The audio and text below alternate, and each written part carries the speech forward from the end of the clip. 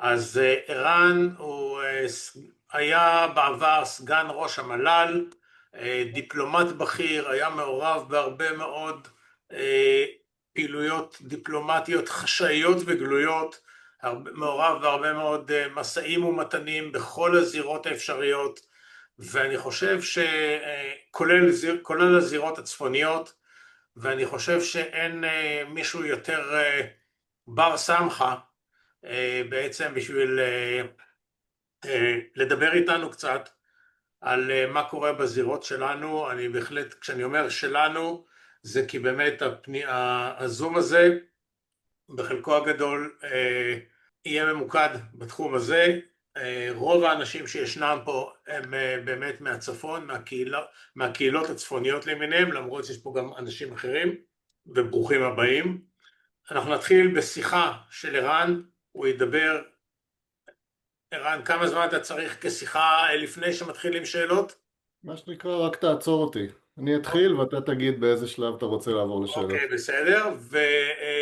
ובהמשך, אנשים רבים שלחו לנו פה שאלות מראש, ואני... אתה יודע מה, אז בוא נעשה חצי שעה שאני מדבר, ובאמת תעצור אותי, כי אחרת זה גם שעה, ואז נעבור לשאלות, ואני אדע לתפור מה שרציתי. אז ערן, תודה קודם כל.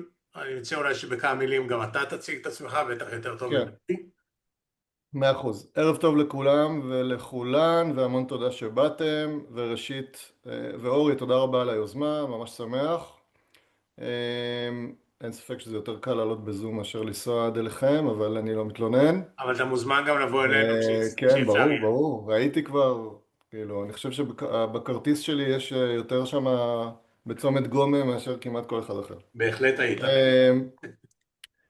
טוב, אני אגיד שתי מילים על עצמי. אני הייתי הרבה מאוד שנים במערכת כדיפלומט וכסגן ראש המועצה לביטחון לאומי. כשאני חושב על לבנון, לצערי הדבר הראשון שעולה לי בראש, ראשון כרונולוגית, זה שירותי הצבאי. הייתי בשלדג ועשיתי לא מעט מבצעים בלבנון, גם בסדיר שלי וגם במילואים שלי.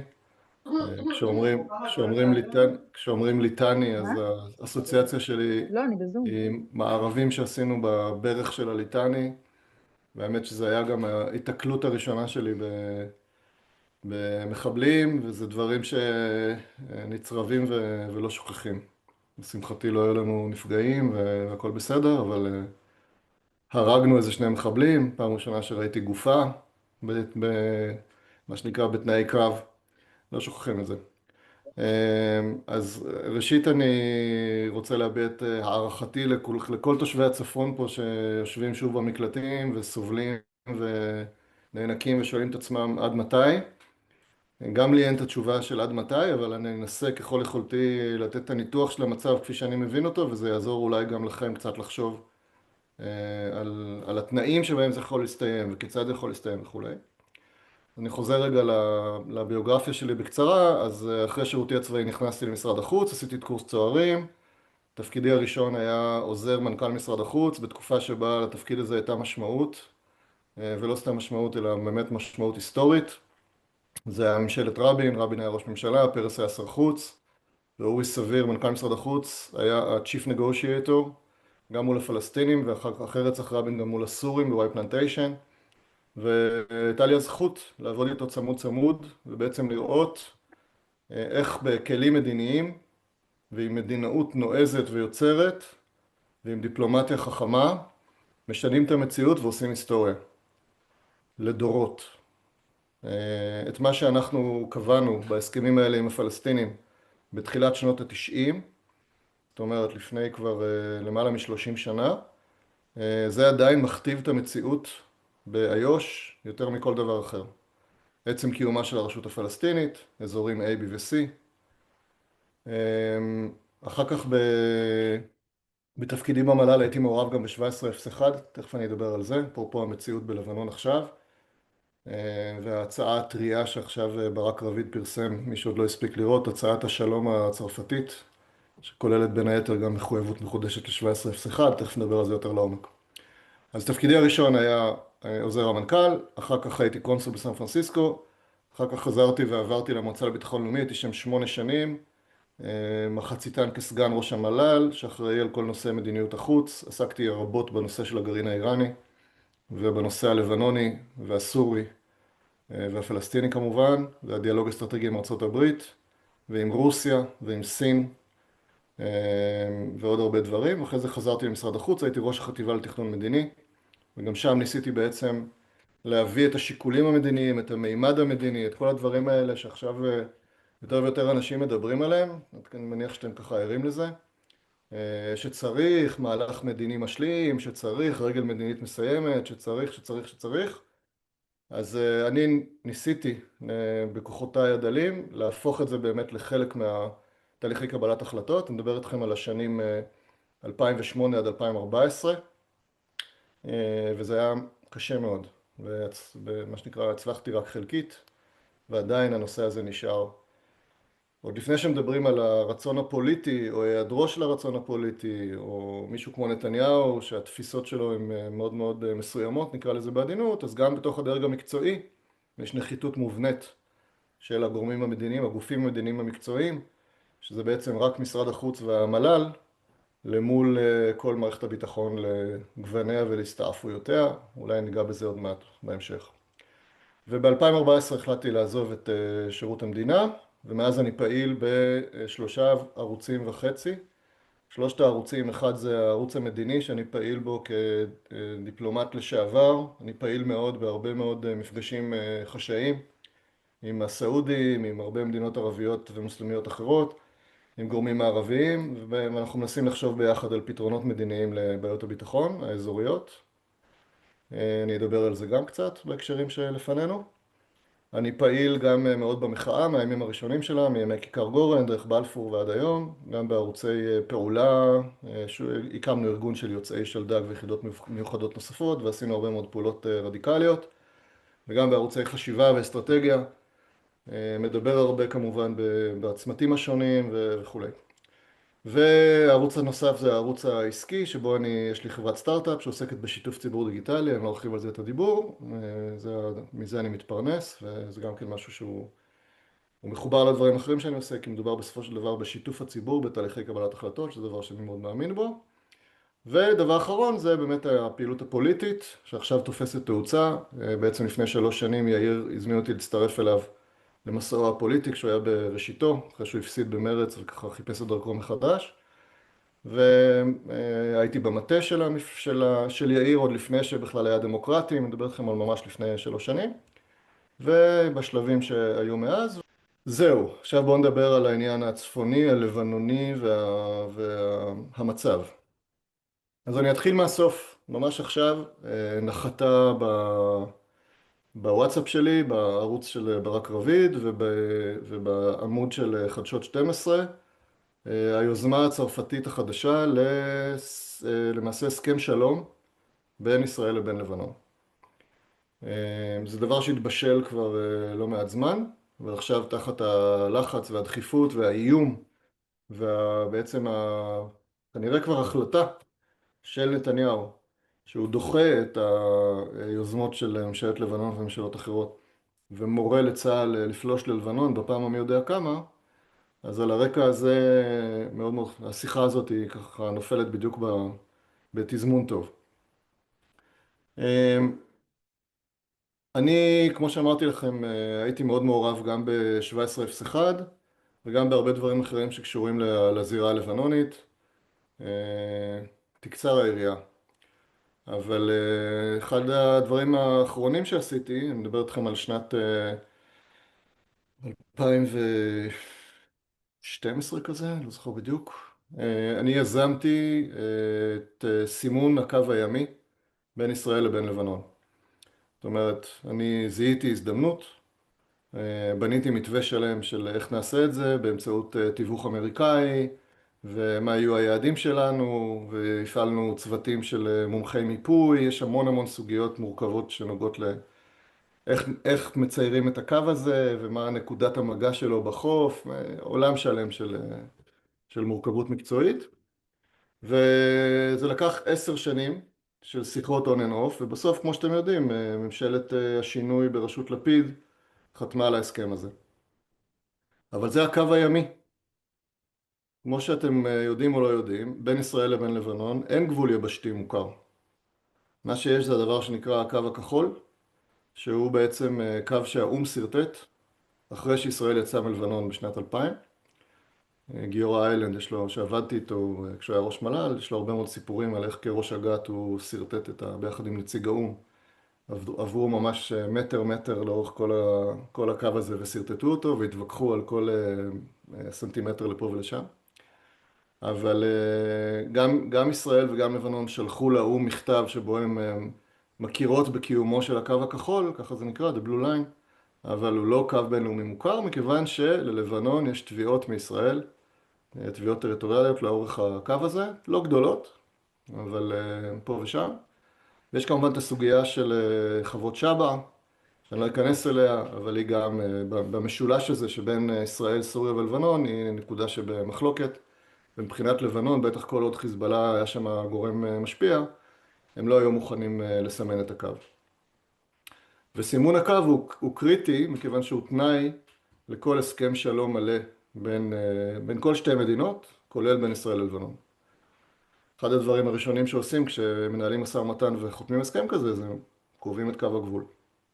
וישראל היא המדינה היחידה בעולם שאין לה אף קו גבול בינלאומי מוכר, אפילו לא אחד, מוכר לכל אורכו. אתם חושבים על מצרים? לא, בגלל פילדלפי. אתם חושבים על ירדן? לא, בגלל איו"ש. אתם חושבים על לבנון? כבר אמרתי לא. אתם חושבים על סוריה? בטח שלא, בגלל הגולן. אז אין לנו בעצם אף קו גבול בינלאומי מוכר. אז אם נחזור רגע ללבנון ול-1701, וככה אני מתלבט מאיפה להתחיל לספר את הסיפור, כי זה אינסופי, אז אני אגיד ככה. בעצם השאלה בלבנון, אני אציג את זה ככה, השאלה בלבנון, שהיא שאלה שהיא גם לא בלתי דומה לשאלות אחרות שאנחנו מתמודדים איתן מול מדינות אויב אחרות או מול מדינות שכנות אחרות, היא שאלת הגורם האחראי והמושל במדינה, ואיזה סוג של מדיניות הוא רוצה לנהל מולנו, ועד כמה יש לו את היכולת, בעצם, אם תרצו, להפגין משילות או ריבונות על השטח שלו. ובלבנון, לאורך כל השנים, הייתה בעיה, מכיוון שאף פעם לא הייתה ממשלה, שהיה לה גם את הרצון וגם את היכולת למשול במדינה. ותמיד היו שם ארגוני טרור למיניהם, מי שזוכר בהתחלה זה ארגוני טרור פלסטינים ואחר כך חיזבאללה, וארגוני טרור נוספים, שבעצם אם תרצו, אם נוציא רגע את עצמנו מהמשוואה, הם אתגרו את הריבונות של הממשלה. הם גרמו לסכסוכים פנימיים, למלחמות אזרחים, לחיסולים, לכאוס פנימי, ובעצם הפכו את לבנון למה שאנחנו מכירים, מדינה שהיא על סף התפרקות, על סף פשיטת רגל. והנה, לאור מה שקרה מאז השביעי באוקטובר, באופן, הרבה דברים שקורים מאז השביעי באוקטובר, קוראים תחת הכותרת, זה נקרא בשפה המקצועית, unintended consequences. תוצאות בלתי מכוונות בדרך כלל של מהלכים צבאיים, של מלחמות. אז תוצאה בלתי מכוונת אחת של 7 באוקטובר, זה הפלת משטר אסד בסוריה. אף אחד לא תכנן את זה, אבל זה קרה מכיוון שהיה מין אפקט דומינו כזה. אנחנו החלשנו את חיזבאללה, זה בתורו יצר תחושה של הזדמנות נקרא לזה, וגם הזדמנות בפועל, מכיוון שחיזבאללה מאוד עזר לאסד לשמר את שלטונו, הזדמנות בפועל לג'ולני, ג'ולני בתמיכה טורקית, וכנראה גם בתמיכה אמריקאית חשאית, עשה מהלך בזק כזה שאף אחד לא חזה אותו, ובום, תוך ימים השתלט על סוריה, העיף את אסד והעיף את איראן. ובזה עשה דבר עצום שאף אחד לא חשב שיקרה, ובעצם פירק את טבעת החנק הזאת, טבעת האש האיראנית, באופן קריטי. מכיוון שכמו שאתם יודעים, הרבה מאוד אמל"ח וידע ופעילים זרמו כל הזמן מאיראן דרך סוריה ללבנון, וברגע שסוריה גירשה את איראן משטחה, אז בעצם שרשרת האספקה של חיזבאללה נפגעה. וממש היום, לפני כמה שעות גם כן ראיתי בטוויטר, שממשלת לבנון מנעה את כניסתם של כמה אזרחים איראנים, כנראה יועצים של חיזבאללה וכאלה, אבל עם דרכון איראני. ואמרה להם, אנחנו נורא מצטערים, לפי החוק החדש, אזרחים איראנים צריכים ויזה בשביל להיכנס ללבנון, ואתם מנועי כניסה.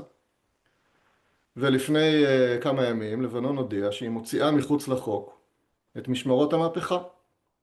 ובאותה נשימה היא גם הודיעה שהיא מוציאה מחוץ לחוק את הזרוע הצבאית של חיזבאללה. זה הכל דברים שאם מישהו היה כותב אותם באיזשהו מסמך מדיניות כשאני הייתי במערכת, או לפני שנה, או לפני חצי שנה, אף אחד לא היה חושב שזה ריאלי, שזה יכול לקרות. והנה זה קורה. אז יש לנו פה הזדמנות שהיא באמת באמת באמת חסרת תקדים. ויש ממשלה לבנונית שיש לה לגיטימיות פנימית מאוד גדולה, יש לה לגיטימיות אזורית גדולה, הסעודים תומכים בה, האמירתים תומכים בה, כל מדינות המפרץ וכל מדינות האזור תומכות בה, וגם סוריה תומכת בה. לפני 5 ימים מקרון צייץ ציוץ, שהוא זה עתה סיים שיחת ועידה עם נשיא לבנון ונשיא סוריה. והם דנו על איך ליישם את הפסקת האש בלבנון ולפרק את חיזבאללה מנשקו. זאת אומרת, ממצב שבו הייתה טבעת אש, בהקשר שאנחנו מדברים עליו הצפוני, היה את איראן, והיה את סוריה, והיה את לבנון, חיזבאללה בתוך לבנון, והם עבדו ביחד, ויצרו את כל הדבר הזה שאנחנו מכירים. הוא ממש עכשיו בדיסאינטגרציה ובאיזשהו היפוך. איראן די מחוץ למשוואה, בטח בסוריה, ויותר ויותר גם בלבנון. בסוריה יש ממשלה שגם היא בעצם חותרת לנורמליזציה עם ישראל. לא עד כדי כך כמו הממשלה הלבנונית, אבל לא מאוד רחוק. הם אומרים במפורש, אנחנו לא רוצים מלחמה, אנחנו צריכים להשתקם ממלחמת האזרחים. אנחנו גם ניצלנו את ההזדמנות וחיסלנו בעצם את כל הצבא שלהם, כמו שאתם זוכרים, בתקופה הזאת, בתקופת הדמדומים, כשג'ולני רק ככה התחיל להשתלט על המדינה. חיסלנו את המטוסים, חיסלנו את הטנקים, חיסלנו את האב"ח, הכל, אין צבא. וגם אין רצון להתעמת איתנו, הפוך. זו הפעם ראשונה בהיסטוריה של ממשלה סורית שאומרת, אין לנו סכסוך עם ישראל. כן, יש את הגולן, אבל עזבו את זה, לא רוצים לדבר על זה עכשיו. זה הכל דברים מדהימים, באמת, שאף אחד לא דמיין. אז יש את זה בסוריה, ויש בלבנון ממשלה שהיא לגיטימית, ושהיא חותרת לפירוק חיזבאללה מנשקו, ושבשנה וקצת מאז הסכם הפסקת האש, עשתה עבודה לא קטנה, שהיא לא מקבלת. האם רק אצלי ערן נתקע? ערן נתקע. ערן נתקע, אז בואו נחכה רגע, שערן יחזור. דיבר על תופעות היסטוריות, סוריה, לבנון, אז לא נתנו לו להמשיך. אז רגע.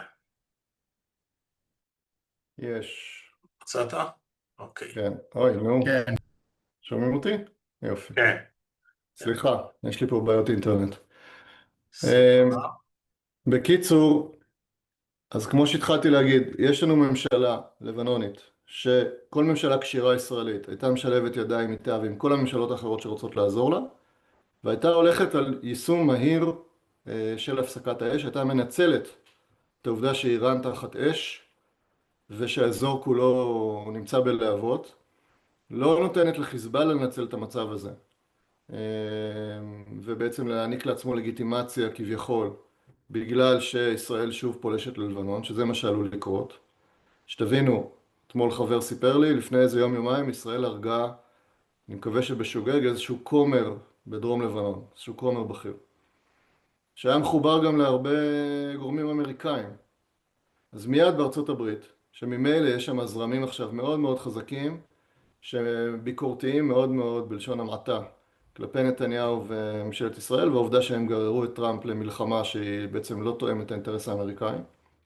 אז הדבר הזה נכנס ישירות לתוך הנרטיב הזה, ועכשיו רואים, אתם רואים, עכשיו הם רוצחים גם מוסלמים, הישראלים האלה אי אפשר לסמוך עליהם, הם איבדו כל רסן, חייבים לרסן אותם וככה. וזה באמריקה, לא יודע איפה, בסעודיה או בעיראק. אז ככל שאנחנו מפעילים ירי חסר הבחנה, ועושים, כמו שאצלנו יש מי שמתרברב, כן? אנחנו הולכים לעשות בלבנון מה שעשינו בעזה. אוי ואבוי, זה מה שנעשה. ואוי ואבוי אם נקים שוב רצועת ביטחון, שניתקע בה שוב לעוד 15 שנה. ואוי ואבוי אם ננסה לכבוש עוד פעם שטחים לבנונים בשביל להעניש אותם ולקחת להם שטח. כל הלוגיקה הדפוקה הזאת, שכמו שאתם יודעים, אני חושב יותר טוב מכל אחד אחר, אלה פה שהם תושבי צפון, שלא רק שהיא לא שלנו לאורך השנים, כל הלוגיקה הזאת, במקום ללמוד את הלקח ממנה, ולהגיד, בסדר, יכול להיות שיש מקום להפעיל כלים צבאיים, אני בטח לא נגד, אבל זה צריך להיות בצורה חכמה, זה צריך להיות מתוך הבנה מראש של מצב הסיום, זה צריך להיות באופן שמשלב ידיים עם ממשלת לבנון ועם הגורמים הפרגמטיים האחרים באזור. זה כאילו, לא נעים לומר, זה אמור להיות מובן מאליו, אבל יש לנו ממשלה שפועלת הפוך מההיגיון הזה, מסיבות שאני מניח שכולכם מבינים, שאין להם שום קשר לביטחון הלאומי. ואין לי ציפייה לא מראש הממשלה הזה ולא הממשלה הזאת, אבל אני כן מאוכזב מהדינמיקה הזאת הציבורית, גם בחלקים נרחבים בציבור וגם בתקשורת, שלמרות כל הניסיון שהצטבר בלבנון, של המהלכים שלנו בלבנון, והניסיון שהצטבר בשלוש שנים האחרונות, מהמהלכים בזירות האחרונות, במקום להבין מזה את מגבלות הכוח, ואת העובדה שבסופו של דבר, בשביל להביא למצב יציב, ולמצב שכולנו רוצים, של שקט ושלווה ושגשוג, זה לא משהו שאפשר לעשות בכלים צבאיים. וכשהרמטכ"ל זמיר אומר, אנחנו נתקוף את לבנון ולא נפסיק עד שנסיר את האיום, זה טעות. מכיוון שהיכולת להסיר את האיום היא לא בידיים שלו, ultimately, בסופו של דבר. זה לא משהו שאפשר להשיג בכלים צבאיים, ומרמטכ"ל מצופה להבין את זה. אז אני מקווה מאוד שהוא מבין את זה, והוא אומר מה שהוא אומר מסיבות שאני לא רוצה אפילו זה. אבל כל מי בטח אנשי המקצוע, ובטח אנשים שעוסקים בזה, ובטח אנשים עם איזושהי הבנה אסטרטגית, אמורים להבין שהמטרה אמורה להיות לא הסרת האיום בכלים צבאיים, שזו מטרה בלתי ניתנת להשגה, אלא הגעה למה שנקרא שיווי משקל יציב, הסכם בין ישראל לבין לבנון, שבמסגרתו ממשלת לבנון תשליט את ריבונותה על כל השטח הלבנוני, בדגש על דרום לבנון אבל לא רק, תפרק את כל המיליציות מנשקן, כמובן כולל חיזבאללה, ותיצור את התנאים לנורמליזציה ולשלום. ושוב, הדבר באמת הכל כך משמח וכל כך חשוב, זה שזה מה שממשלת לבנון עצמה אומרת. זה הגורם היחיד היום, מבין כל הגורמים שמסביבנו, אני מוציא כמובן את מצרים וירדן, שאיתם כבר יש הסכם שלום, וכן, הם הדוגמה הטובה בהקשר הזה. אבל בכל המדינות האחרות, בטח במדינה כמו איראן, שכל המאמץ עכשיו מכוון בשביל איכשהו לנסות ולייצר איזושהי ממשלה שתהיה איכשהו דומה לממשלה שכבר יש בלבנון. ובטח, ובעזה, כן? שאם הייתה לנו בשלה בעזה, שנוקטת במדיניות כמו ממשלת לבנון, היינו כולנו שמחים. אבל הנה, יש את הממשלה הזאת בלבנון, ובמקום שניתן לה את היחס שמתבקש משיתוף האינטרסים, היא מקבלת יחס של, טוב, הם חלשים, הם לא עושים מספיק, אי אפשר לסמוך עליהם, וכו' וכו'.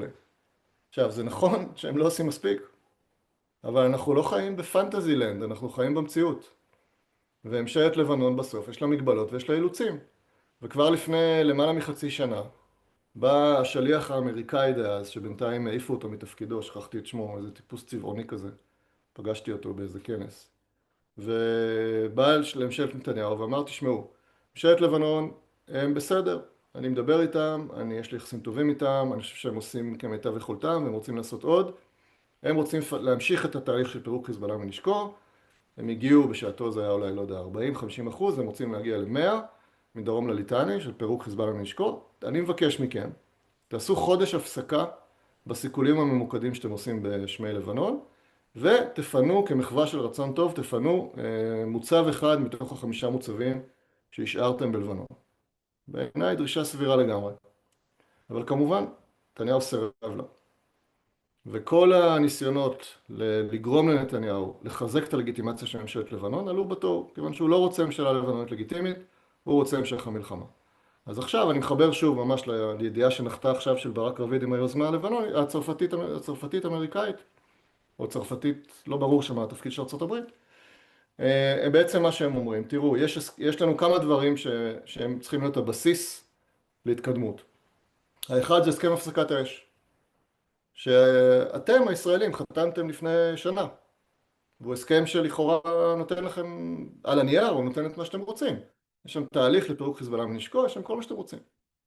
הדבר השני זה 1701, שגם היא, אם היו ממלאים אותה ככתבה וכלשונה, היא הייתה עונה על האינטרסים של ישראל. בסוף זה לא הסכם בין ישראל ללבנון, זה החלטת מועצת ביטחון, לא משנה הניואנסים, אבל יש שם את האלמנטים שהיינו רוצים. והדבר השלישי זה המנדט של הכוח הבינלאומי בלבנון, שכרגע זה מנדט מסוים, והצרפתים מציעים להעמיק אותו, שבעיניי גם כן זה רעיון טוב. הם יכולים לעזור, אם יש את המנדט הנכון, להבדיל מהמנדט של יוניפיל שהיה בעבר, שהיה רק מנדט של observation ולא מנדט, לא משנה, לא אכנס כל הפרטים, זה עולם שלהם של מורכבות. אבל בקיצור, הצרפתים שמים לנו הצעה שאומרת, תיכנסו למשא ומתן, תשייפו את הסכם הפסקת האש, תוסיפו, תעבו, תחזקו, תוסיפו אולי אלמנט יותר חזק של כוח בינלאומי, תוסיפו כל מיני דברים, ונחתום עליו ונתחיל ליישם אותו. והדבר הזה ייתר מהלך צבאי. בטח מהלך צבאי מסיבי, בטח כיבוש, בטח רצועת ביטחון, בטח כל הדברים האלה. וכשההסכם הזה ייחתם, אז במסגרתו גם ישראל תתחייב שהיא לא פולשת ללבנון, ושהיא מפנה את המוצבים האלה. באיזשהו תהליך, לא משנה. בעיניי, הצעה שכל ממשלה ישראלית סבירה הייתה קופצת עליה. עכשיו נראה מה נתניהו יעשה. יכול להיות שיהיה לו קצת קשה לזרוק את זה כמו שהוא עשה עד עכשיו, בטח אם האמריקאים יגידו שזה שווה ניסיון, אבל כמו שאנחנו מכירים אותו וכמו שהוא עושה בעזה, כמו שהוא עושה בכל מקום, הוא יעשה הכל בשביל לטרפד. אז אני עכשיו רגע בכובע הפוליטי של הדמוקרטים, לפי דעתי חד משמעית שמדברים על אלטרנטיבה, ומדברים על מה בעצם אנחנו מציעים, ומדברים על מה בעצם ההבדל בינינו לבין אחרים, אני אומר חד משמעית, אנחנו צריכים להיות אלה שאומרים, כן, כניסה למשא ומתן, במטרה להגיע להסכם, נורמליזציה ושלום עם ממשלת לבנון הנוכחית, שכולל מענה על האינטרסים הביטחוניים שלנו, שכולל פירוק חיזבאללה מנשקו, שכולל יישום של הסכם הפסקת האש, ושאפשר איתו באמת לעשות היסטוריה. ויש לנו פה הזדמנות אדירה. זה ככה in a nutshell. עכשיו אני יכול, אורי, אם אתה רוצה אני יכול להמשיך לדבר על סוריה, אני יכול להמשיך לדבר על איראן, אני יכול להפסיק לדבר, תגיד לי מה אתה רוצה. תמשיך, תתייחס באמת קצת לנושא של הזירה הסורית, כי אני חושב שזה מאוד משפיע, יש פה אנשים גם מהגולן וגם מעמק הירדן, מאוד משמעותי עבורנו, ואחר כך נתחיל לעבור קצת לשאלות. סבבה, אז אני אתחיל מנוסטלגיה, אני כאמור הייתי במשא ומתן בוואי פלנטיישן בשנת 1996, אחרי רצח רבין, כשפרס היה ראש ממשלה, והיינו שם 5 אנשים מכל צד בערך, והיה שם ווליד מועלם, שהיה שגריר סוריה בוושינגטון, אחר כך היה שר חוץ הרבה מאוד שנים, בן אדם מאוד מאוד מנוסה, מתוחכם, חד, מרשים, ואורי סביר מהצד שלנו היה גם כן מנוסה, מתוחכם, חד ומרשים, והיו ביניהם שיחות מרתקות. ואנחנו דיברנו על רמת הגולן, ואיך נהפוך אותה לאזור סחר חופשי, והסדרי ביטחון, משא ומתן מאוד מפורט, במשך מספר חודשים, כמה סבבים. אבל הסיפור שאני רוצה לספר בקצרה, הוא רלוונטי מאוד למצב הנוכחי. כי באיזשהו שלב כשנתקענו בדיונים מאוד מאוד מתוחים ואגרסיביים על הסדרי הביטחון, דניס רוס, שהיה ראש המשלחת האמריקאית, עשה איזה תרגיל של מתווכים, אמר, אוקיי, בוא נעצור, בואו לא נדבר עכשיו על הדברים האלה שנורא קשה לנו לדבר עליהם, בואו נעשה איזה תרגיל מחשבתי, נשב לארוחת ערב, כאמור ראינו מעט מאוד אנשים, איזה 5 מכל צד, ונדבר על העתיד. נדבר על, אני לא זוכר בדיוק איזה שנה זה היה, השנה הייתה 96, אולי זה היה 2020, 2030, לא יודע, משהו כזה. בואו נדבר על יחסי ישראל וסוריה בשנת 2030. ונדמיין עתיד של שלום. ווליד מועלם פתח את דבריו באמירה מאוד פשוטה ומאוד חדה, שהיא מאוד רלוונטית גם להיום. הוא אמר ככה, תראו, בעצם בסוף זה דבר מאוד פשוט. זה כאילו צומת דרכים כזה, שיש לה, מבחינת סוריה יש 2 אפשרויות. אפשרות אחת, זה ב-2030, יש סוריה, שהיא נמצאת בתוך מעגל ההשפעה האמריקאי והיא חלק מהמערב, והיא נמצאת ביחסי שלום עם ישראל, ויש גבולות פתוחים, ויש שיתוף פעולה כלכלי, וכל הדברים האלה. יש חזון השלום, כמו שדמיינו אותו, זו אפשרות אחת. והאפשרות השנייה זה שאנחנו נמצאים באזור ההשפעה האיראני, ואיראן נוכחת בסוריה, ואנחנו בעצם בברית עם האיראנים, וכנגד ישראל ונגד המערב. זה מה שהוא אמר. עכשיו, רצה הגורל, fast forward, והם עשו את הבחירה, או לפחות נקרא לזה חלק מהבחירה. הם זרקו את האיראנים. ועכשיו יש שאלה, האם אנחנו נעזור להם להיכנס לאזור ההשפעה האמריקאי כחלק מנורמליזציה עם ישראל והסדר שלום אזורי כולל, או שנתעקש לדחוף אותם חזרה לזרועות האיראנים, או אולי לזרועות הרוסים, שלא אמרתי, הם זרקו גם אותם, והרוסים דופקים על הדלת מאוד חזק ומאוד רוצים לחזור. אז גם פה יש לנו הזדמנות מאוד גדולה. ופה העמדה הסורית, שגם כן בעיניי היא עמדה מאוד ריאליסטית, וממשלה קשירה הייתה מנהלת עליה משא ומתן בגישה חיובית. אומרים, תראו, אנחנו מבינים שיש בינינו את נושא הגולן, אבל אנחנו, הסורים, לא מתכוונים להעלות אותו. אנחנו מבינים שזה לא הזמן, אז גם בינתיים מה שקרה כמובן זה שטראמפ הכיר בריבונות ישראל על הגולן, אבל שימו לב שהוא היחידי שהכיר, אף מדינה לא הולכה בעקבותיו. זה עדיין שטח שמבחינת כל העולם הוא שטח כבוש, אבל אני שם את זה בצד. יש לנו ממשלה סורית שאומרת, בסדר, הבנו, עזבו, לא מדברים על זה. וזה גם דבר שמעולם לא היה, אוקיי? אבל זה מה שהם אומרים. מה כן?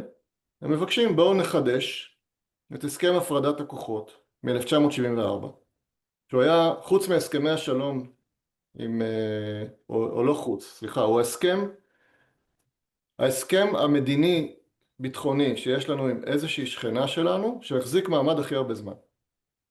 מ-1974 עד פתיחת מלחמת האזרחים בסוריה, ב-2010, אם אני זוכר נכון. והחזיק מעמד יפה מאוד. הסכמי השלום עם מצרים ועם ירדן היו רק אחריו. אז הוא הסכם שהוכיח את עצמו מצוין. הוא לא הסכם שלום, הוא הסכם הפרדה. הוא מיקם שם, כמו שאתם יודעים, את אונדוף, את כוח האום, כוח המשקיפים של האום. הוא יצר קו מקווקו כזה, שהוא כמובן לא קו גבול בינלאומי, אבל הוא קו מוכר על ידי שני הצדדים. והוא שימר שקט בשטח, מ-1974 עד 2010. ועכשיו בא ג'ולני ואומר, אני רוצה לחדש את ההסכם הזה. תחזרו לאותו קו, כן, בואו נדבר על שינויים, התאמות מסוימות שנדרשות בגלל שינויים שחלו בשטח. לדעתי הוא אפילו לא דורש התאמות בקו, הוא רק דורש התאמות מסוימות בסדרי הכוחות ובמגבלות על הכוחות הסורים בין דמשק לבין כל מיני דברים מהסוג הזה שהם לא בלתי חשובים, אבל הם פרטים. הבסיס הוא אותו בסיס משפטי, זה הסכם בינלאומי מוכר, הוא החזיק מעמד הרבה מאוד שנים, וישראל יש לה את הדרישות הביטחוניות שלה, שנניח רגע שיש שם איזה שהן התאמות קלות ביחס לסיטואציה ששררה ערב מלחמת האזרחים בסוריה, נניח, ולסוריה יש דרישות משלה, בסדר, על זה מנהלים משא ומתן. אבל זה משא ומתן שאמור להיות קל, ואמור להיפטר יחסית מהר. הסכם הפרדה, מה פתאום? קודם כל, אני לא יוצא, לא מהחרמון הסורי, שהם עכשיו כבר קוראים לו כתר החרמון, כן? כאילו שלנו באיזו זכות תנכית. לא יוצאים מהחרמון הסורי, לא יוצאים מהעמדות שכבשנו בתוך שטח סוריה מעבר לקו של 74, דורשים הגנה לאזרחים הסורים הדרוזים, כאילו שיש לנו איזושהי מחויבות חוזית אליהם, או כאילו שהם אזרחים ישראלים, ובאופן כללי לא ממהרים ולא בוער לנו. טוב לנו איפה שאנחנו נמצאים. שזה כמובן בניגוד גמור לאינטרסים הישראלים. האינטרס הישראלי הוא לנצל את המצב לנורמליזציה כמה שיותר מהירה וכמה שיותר עמוקה, ולייצר שיווי משקל יציב, ולחדש את הסכם 74, ולרדת מהחרמון הסורי, ולהוציא את המוצבים שלנו, ולהכניס כוח בינלאומי שיהיה עם מנדט משופר ויוכל לפקח שם עוד יותר טוב ממה שעבד כל כך יפה מ-74 עד 2010, וכל לקח אחר שיש לנו, לא יודע מה, דרישה ל3 פעמים בשבוע, סיורי רחפנים בגובה 32,500 רגל, לא יודע מה, תשימו מה שאתם רוצים בתור דרישה על שולחן המשא ומתן, הסורים ישימו את שלהם, ננהל משא ומתן, נסכים על מה שמסכים. אבל לא 10 שנים עכשיו, כמה חודשים, זה לא צריך לקחת יותר מכמה חודשים. וכן, יש דברים מאוד מעניינים שמחברים בין שתי הזירות, שנוגעים אחד הדברים המרכזיים בהסכם עם סוריה, זה שהם מתחייבים שלא תהיה פעילות עוינת כלפי ישראל משטח סוריה. אז זה נוגע כמובן לפעילות של גורמי טרור למיניהם.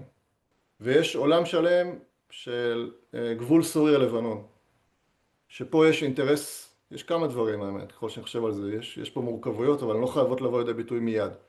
מה שכן הייתי עושה, זה כן הייתי מדבר כבר בשלב הזה על גבול סוריה-לבנון, וזה מכנה משותף, אם תרצו, שאפשר לדבר עליו במשא ומתן משולש, בין ישראל, בין לבנון לבין סוריה, כי יש פה אינטרס משותף לכולם. עכשיו, בניגוד לעבר. בניגוד לעבר, לסוריה היה אינטרס שהגבול הזה יהיה חדיר, בשביל להעביר דרכו אמל"ח לחיזבאללה וכו'. ללבנון, או לפחות לחיזבאללה, היה את אותו אינטרס שהגבול הזה יישאר חדיר, ולישראל הייתה היחידה שהיה לה אינטרס שהגבול הזה יהיה סגור. עכשיו כולם רוצים שהגבול הזה יהיה סגור מכל מיני סיבות. יש פה גם עניין של אמל"ח ושל פליטים, מהגרים, יש פה מיליון דברים. ויש גם סוגיות עומק בין סוריה לבין לבנון, שבאופן היסטורי סוריה לא הסכימה לסמן את הגבול הזה, כי בכלל משטר אסד לא הכיר בלבנון כמדינה ריבונית, הוא בכלל חשב שזה שטח סורי. לא נסבך אתכם בזה. אבל יש פה עכשיו הזדמנות למשא ומתן משולש בין סוריה, לבנון וישראל, במה שנוגע לסידורי ביטחון לפחות, בהקשר של הקו בין סוריה ללבנון, ולהבטיח שלא יהיו הברחות אמל"ח, לחיזבאללה ודברים מהסוג הזה. וגם, כמו שאמרתי קודם, במשולש הגבולות בין ישראל, סוריה ולבנון, בעיקר חוות שבא והכפר רג'ר ודברים מהסוג הזה, ששוב בעבר, שתבינו, יש פה מחלוקת על מחלוקת. יש מחלוקת בין ישראל לבין לבנון, ויש מחלוקת בין ישראל לבין סוריה, ויש מחלוקת בין סוריה ללבנון. של מי בעצם השטח הזה, איפה בדיוק צריך לעבור הגבול. וסוריה באופן מסורתי לא הסכימה בכלל להיכנס למשא ומתן בנושא הזה של חוות שבא ורג'ר, עד שיפטר נושא הגולן. עכשיו, מאוד יכול להיות שהם יגידו, כיוון שאנחנו שמים את נושא הגולן הגדול בצד, אז בואו בהזדמנות, ואנחנו רוצים גם לשקם את יחסינו עם לבנון, אז בואו נסמן גם את הגבולות בין סוריה ללבנון, כולל בחוות שבא וברג'ר, וכולל בקו הגדול בין סוריה ללבנון. וזה שוב משרת את האינטרס הישראלי בצורה פנטסטית. הכי טובה שאפשר לדמיין. אז בקיצור, יש פה ים של הזדמנויות. יש פה שוב ממשלה ישראלית שהיא הסרבנית, שמעוניינת בהארכת המלחמה ובסיבוך המצב במקום בפתרונות מדיניים. והממשלה שלנו גם פה חייבת להיות הרבה יותר פרואקטיבית, חייבת לחדש את המשא ומתן על בסיס 74 עם איזה דרישות ביטחון, מה שזה לא יהיה שהצבא יגיד, ועם המשולשים האלה עם לבנון כמו שהגדרתי, ואפשר לדעתי בתוך מספר חודשים להגיע להסכם יחסית מהיר, בטח מה שנוגע לקו בין ישראל לסוריה בלבנון, חידוש הסכם ההפרדה, מנדט מעודכן לאונדורף וכו' וכו'. וגם פה אנחנו בחזית מאוד מאוד מאוד רחבה, גם אזורית וגם בינלאומית. כולם מאוד מאוד רוצים שזה יקרה. חוץ מהאיראנים והרוסים, כולם רוצים שזה יקרה. ארצות הברית ואירופה וסעודיה והאמירויות, כל מדינות המפרץ וכל מדינות ערב. כולם, לסוריה יש משקל, לבנון היא תמיד הייתה זניחה בעולם הערבי. אבל סוריה היא מדינה חשובה לערבים. מסיבות היסטוריות, שוב לא ניכנס. וגם גיאופוליטיות. אז לכל אחד מהם יש איזה סוג של אינטרס, כל אחת מהמדינות האלה יש איזה סוג של אינטרס שהוא יחסית חשוב להם, בסוריה. והן רוצות להשקיע בסוריה, והן רוצות לייצר לעצמם איזשהו פוטפרינט בסוריה, כל אחד והסיפור שלו, בין אם זה בעולמות האנרגיה, או שיתוף פעולה כלכלי, או האירופים שמאוד מאוד רוצים כבר להחזיר את הפליטים הסורים, המיליוני פליטים סורים שברחו מהלך מלחמת האזרחים, לשטח סוריה ולשטח טורקיה, כולם רוצים להחזיר אותם לבתיהם. אז יש פה ים של אינטרסים שכולם מתנקזים בסופו של דבר לאותו מקום, ולמקום שהוא טוב לישראל, אבל הוא לא טוב לנתניהו. אז הממשלה הבאה, אינשאללה, אחרי שנעיף אותו, יש לה פה ים של הזדמנויות. זהו, עצרתי. תודה ערן, באמת על הסקירה המהותית והרלוונטית והמעמיקה. ואני אקרא עכשיו כמה שאלות אנחנו נרכז שתיים שלוש שאלות, ואז אתה תענה עליהן, ואני אתחיל ברשותך בלענות על שאלה אחת שנרשמה פה, כי אני חושב שאנחנו, האנשים שגרים פה, הכי נכון לנו לענות על זה. שואל מישהו מגני תקווה, שאלה אמיתית, לא פרופוגנדה, האם יישובי הצפון שוב התרוקנו מיושביהם? אז אני אומר לך ולכל השאר האנשים שנמצאים פה שאינם מהצפון, לא, אנחנו כולם פה. יישובי הצפון לא התרוקנו מיושביהם, אבל בעיקרון רוב הגדול של יישובי הצפון נמצאים פה, וכל עוד יהיה רגל מסיימת, אנחנו מוכנים באמת שתהיה עבודה. אז ערן, אני מקווה שזה בסדר שלקחתי את הזכות לענות על השאלה הזאת במקומך. השאלה הראשונה הייתה, איך הגענו שוב לפעולה קרקעית בלבנון, והאם היה איזשהו תהליך תקין בנושא, אישור קבינט או משהו דומה?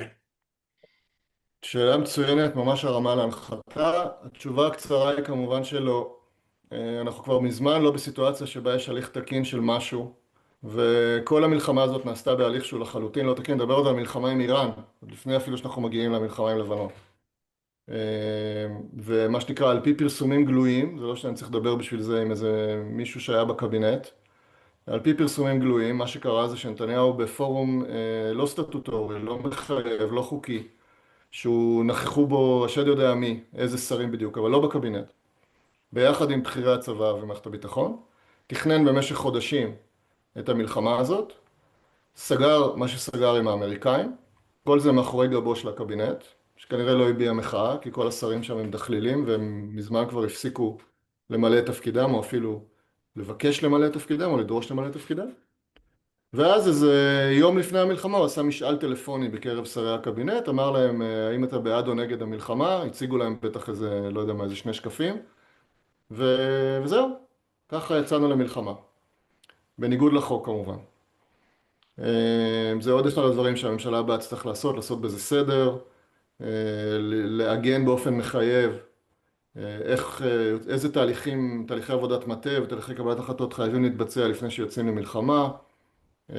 אנחנו רואים שגם בארצות הברית, כשיש נשיא שמחליט שהוא מצפצף על החוק ופועל נגד החוק, ואפילו נגד החוקה, כן, במקרה שלהם, כי שתבינו, החוקה האמריקאית לא מאפשרת לנשיא לצאת למלחמה. רק לקונגרס יש את הכוח, לפי החוקה, זה אפילו לא חוק. לפי החוקה, רק לקונגרס יש את היכולת להכריז מלחמה. ולכן מה הם עשו, הממשל? הם אמרו, זה לא מלחמה, זה מבצע. כמו שפוטין עשה באוקראינה, כשהוא פרש לאוקראינה ואמר, זה לא מלחמה, זה מבצע מיוחד, אז בדיוק אותו דבר הם עשו. אז אני אומר את זה בשביל, מה שנקרא, להזכיר לעצמנו, שחייבים באמת לעשות שינויים כל כך מרחיקי לכת בחוקים שלנו, שימנעו לא רק מנתניהו, אלא ממי שירצה להתנהג כמו נתניהו או כמו טראמפ, לעשות את הדברים שהם עושים. וזה לא קל, כי אתם רואים, אפילו בארצות הברית המפוארת, עם החוקה המפוארת, כשיש נשיא שמחליט שהוא מצפצף, אז הוא מצפצף. ואין עליו סנקציה. אז נתניהו כמובן פעל פה בצורה לא חוקית. אני אומר שוב לצערי, כמי שנכח, לא יכול לדבר על זה לגמרי באופן חופשי, כי יש את זה עדיין סודיות, אבל אני נכחתי במה שפורסם חלקית בתקשורת, הניסיונות הקודמים של נתניהו לגרור את ישראל למלחמה נגד איראן, לפני כ-15 שנה. ואז מה שבלם אותו, הייתה קואליציה של 3 ראשי ארגונים ביטחוניים שהיו נאמנים לאינטרס הציבורי. היה שם את גבי אשכנזי כרמטכ"ל, את יובל דיסקין כראש שב"כ, ואת מאיר דגן זיכרונו לברכה כראש מוסד, ונתניהו ניסה לעשות בדיוק אותו דבר, זאת אומרת לעשות נוהל קרב שלם ותכנונים של מלחמה נגד איראן בפורום לא קונסטיטוציוני שנקרא פורום השמינייה, ואמרו לו 3 האדונים הנכבדים, קמו על רגליהם האחוריות ואמרו לו לא יקום ולא יהיה. אם אתה רוצה לעשות דבר כזה, תתכבד ותביא את זה לקבינט, אנחנו נציג את עמדותינו, המתנגדות, תעשה הצבעה, אם תהיה הצבעה שבניגוד לעמדתנו נכון לצאת למלחמה הזאת, אז אנחנו נציית, אבל אנחנו לא מוכנים לעשות את זה בצורה הזאת. וככה מצופה מראשי ארגונים ביטחוניים במדינה דמוקרטית לפעול, ולצערי לא ככה פועלים ראשי הארגונים הביטחוניים במדינת ישראל של היום. אז זה ככה באופן כללי. באופן ספציפי, אני לא יודע אם ואיזה החלטה התקבלה בנושא של, אני קורא לזה מלחמת לבנון רביעית. זאת אומרת, האם יש החלטה שצה"ל נכנס ללבנון, ואם כן, עד איזה קו, ומה הגדרת המטרות. אני חושב שיש רצונות כאלה של נתניהו ושל אחרים בתוך המערכת, וכמו שאמרתי, אין כבר היום את האיזונים ובלמים שהיו בעבר, ולצערי אייל זמיר, במקום להגיד, גם לציבור, במקום להגיד אנחנו נסיר את האיום ולא נפסיק להילחם עד שיוסר האיום, היה צריך להגיד משהו הרבה יותר אסטרטגי. אנחנו מבינים שיש היום תנאים בלבנון ליציבות ארוכת טווח, והדבר שעומד בינינו לבין היציבות הזאת זה ארגון חיזבאללה, שרוב הלבנונים מתנגדים לו, ולכן אנחנו נפעל ביחד עם ממשלת לבנון. זה כמובן קודם כל ראש הממשלה ושר הביטחון ושר החוץ צריכים להגיד, ואחרי זה הרמטכ"ל היה צריך להדהד בגזרתו. אבל אנחנו בעולם אחר, בעולם שבו האינטרס של נתניהו הוא למשוך את המלחמה, להאריך את המלחמה, לפתוח חזיתות, לא לסגור אותם, ואין יותר checks and balances, אין ממשלה, אין כנסת, אין ועדת חוץ וביטחון, אין קבינט, אין ראשי ארגונים ביטחוניים שעומדים על עמדתם, ולכן אנחנו מופקרים, ויש פה אוטוקרט שעושה מה שהוא רוצה. זאת תשובתי הארוכה לשאלה לגבי איך הגענו, או איך אנחנו עלולים להגיע. אני כן אגיד, בהמשך למה שאמרתי קודם, שכיוון שכן יש, נקרא לזה סוג של התנגדות אזורית ובינלאומית לעוד מלחמה ישראלית בלבנון, שכולם מתנגדים לה, גם הצרפתים וגם הסעודים וגם הסורים וגם המצרים, וכל מדינות ערב וכל מדינות אירופה, ועמדתו של טראמפ לא ברורה. אני בטוח שהממסד הביטחוני בארצות הברית, לפחות בחלקו, גם שם יש שינויים, אני בטוח שלפחות בחלקו, לא מעוניין במלחמת לבנון רביעית. ואפילו, אם תרצו, אפילו מהאינטרס הצר של בואו קודם כל נסיים את העבודה באיראן, נראה איך אנחנו מצליחים לצאת מההסתבכות שיש לנו שם לפני שאנחנו נכנסים לעוד אחת. אבל אם נשים את ארצות הברית בצד, כל שאר המדינות, גם באזור וגם בעולם, לא רוצות עוד מלחמה. וכן חושבות, כמו שהצגתי קודם, שיש פה ממשלה לבנונית, שהיא מספיק, שבוודאי מבחינת האינטרסים שלה, כמו שהיא מבינה אותם, והקפסיטי שלה, והמדיניות שלה וכולי, והמחויבות שלה להסכם הפסקת האש ולהסכמים אחרים, היא לגמרי במקום הנכון. ומה שצריך זה להעצים אותה, ולעזור לה, ביחד עם הישראלים, לממש בעצם את הסכם הפסקת האש. הבסיס הוא לממש את הסכם הפסקת האש של לפני שנה, ומזה אפשר להתקדם הלאה, לנורמליזציה ושלום. אז אלה החדשות הטובות, ואני מקווה שהלחץ הבינלאומי והאזורי יהיה מספיק, ושהאמריקאים יצטרפו אליו גם כן, בשביל לאלץ את נתניהו לפחות לפתוח את המשא ומתן, ושעד אז לא תהיה מלחמה, אלא תהיה איזשהו סוג של הפסקת אש, רשמית, לא רשמית, ושעם זה נגיע לבחירות, ואז נעיף אותו, ואחריהם אפשר יהיה לפתוח דף חדש. יכול לתת איזושהי הערכה לגבי כמה זמן חלון ההזדמנויות הזה של הרצון הבינלאומי המשותף עומד לרשותנו? שאלה קשה. אני אגיד ככה, הוא ביחס הפוך למהלכים הצבאיים שאנחנו נעשה.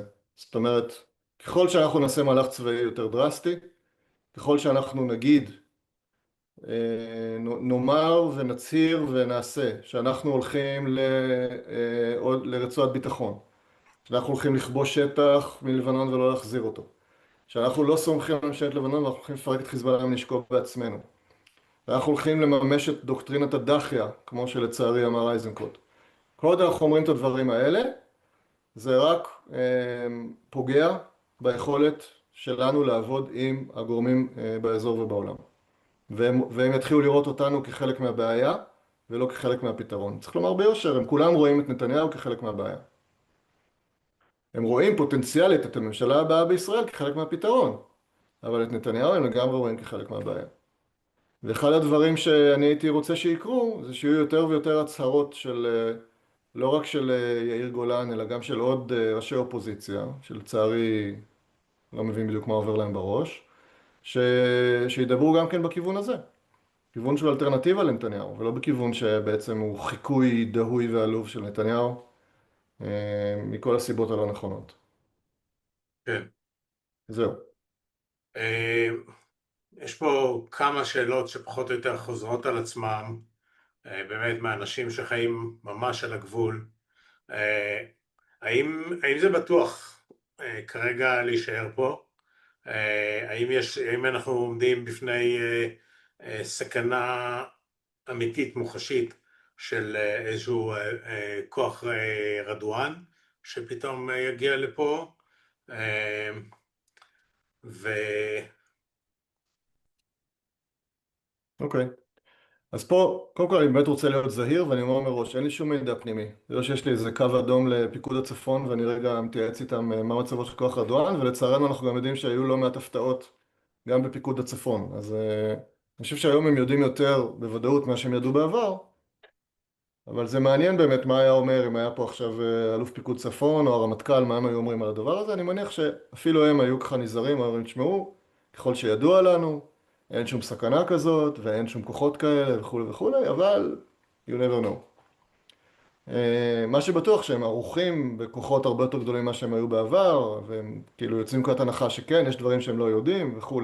הם זה אנחנו. כן, נדבר על פיקוד צפון והצבא, כן. כן. כן, סליחה, שזה לא ישתמע הפוך. כן, כן, נדבר על כוחותינו.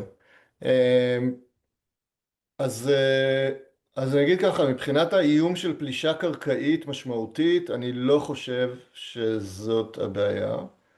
אני כן מבין לגמרי שאתם נמצאים תחת אש מסיבית, ושזה מצב שהוא בלתי נסבל, בטח לאורך זמן.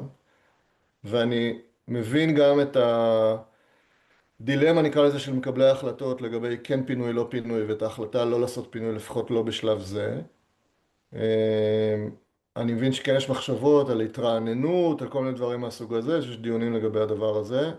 אני לא רוצה להביע פה איזושהי עמדה, כי זה מאוד תלוי. זאת אומרת, אם הייתי עכשיו עושה שולחן מקבלי ההחלטות, והייתי יודע מה התוכניות של ישראל לשבועות ולחודשים הקרובים, ואיך זה מתחבר לתוכניות של הגורמים האחרים, וכו' וכו', אז הייתי יותר בפוזיציה להגיד משהו חכם בעניין הזה, אבל אני לא. אז אני באופן בסיסי חושב, כמו שאמרתי, שאפשר וצריך למנוע התלקחות של מלחמה רבתי בצפון. אבל זה מחייב כניסה למשא ומתן, וזה מחייב עבודה צמודה עם ממשלת לבנון. ואני אומר ביושר שאפילו בתנאים האלה, נניח רגע, נעשה סימולציה, נניח שמחר, לא רוצה ללכת על ראש ממשלה אחר, כי זה יותר מדי כאילו רחוק מהמציאות, אבל כן, נדבר על הטווח הזמן מיידי.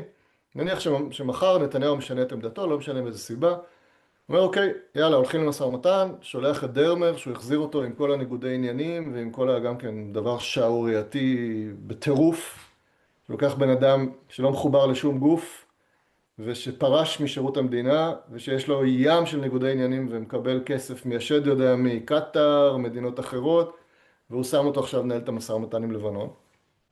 רגע שם את זה בצד. נניח שנתניהו מסיבה כזאת או אחרת אומר אוקיי, אני נכנס למשא ומתן. כמובן שכתוצאה מזה לא תהיה נצירת אש מיידית של חיזבאללה. זאת אומרת, גם בתרחיש הכי אופטימי, בהחלט סביר שיהיה מה שאנחנו קוראים משא ומתן תחת אש. זאת אומרת, ישבו בקפריסין, ינהלו משא ומתן, ואתם תמשיכו להיות תחת הפצצות, כי זה ייקח זמן. אז אני לא רוצה מצד אחד לייצר איזה מצג שווא של תוך שנייה יכול להיות שקט. גם במצב האופטימלי זה ייקח זמן. אבל בעיניי זה כל ההבדל שבעולם. גם מבחינה מעשית וגם מבחינה פסיכולוגית, מנטלית אם תרצו. אם אתם יודעים שמתנהל משא ומתן רציני, בתום לב, ושיש מרחב הסכמה רחב מאוד, ושיש קואליציה אזורית ובינלאומית שתומכת בזה. ואנחנו מבינים כבר פחות או יותר איך יראה ההסכם. והפסקת האש, שסך הכל החזיקה מעמד יפה, בכמה זה, שנה וחצי האחרונה. תחזור ותהיה אפילו עוד יותר עמוקה. ויפרס שם איזשהו כוח עם מנדט מאוד חזק, וצבא לבנון יוגדל ויורחב, ויהיה לו אמל"ח מתקדם, וצה"ל אולי יעזור לו, והשד יודע מה, ובאמת יהיה מהלך מוסכם לפירוק חיזבאללה מנשקו. זה הבדל עצום אם אתם יודעים שזה המצב, ועדיין יורים עליכם, או שאתם יודעים שהעיריות האלה הן עיריות הפתיחה לעוד כניסה של עוד 3 אוגדות, לעוד אזור ביטחון בלבנון, לעוד 10 חודשים של לחימה עצימה, ואחרי זה עוד 15 שנה של רצועת ביטחון. בעיניי זה הבדל עצום, אני מקווה שאתם מבינים מה אני אומר, למרות שאני כאילו, אני לא שם, זה לא פייר, אבל אני חושב שבשבילי, אם הייתי במקומכם, זה היה הבדל עצום. כן. אני לא יודע אם יש לך את המידע לענות על השאלה הזאת, אבל מישהו פה שואל אם אתה יודע אם אתה יודע משהו בכל הנושא של מה קורה היום עם מנהרות חודרות, עם מנהרות בלבנון, דברים מהסוג הזה. אני לא יודע. אני חושב אני מבין למה כמובן השאלות נשאלות, ואני כמובן זה לגמרי, כאילו, זה מובן מאליו למה זה נשאל. אני רוצה שוב לענות על זה באופן דומה למה שאמרתי קודם. תראו, אני יכול לראות מצב שבו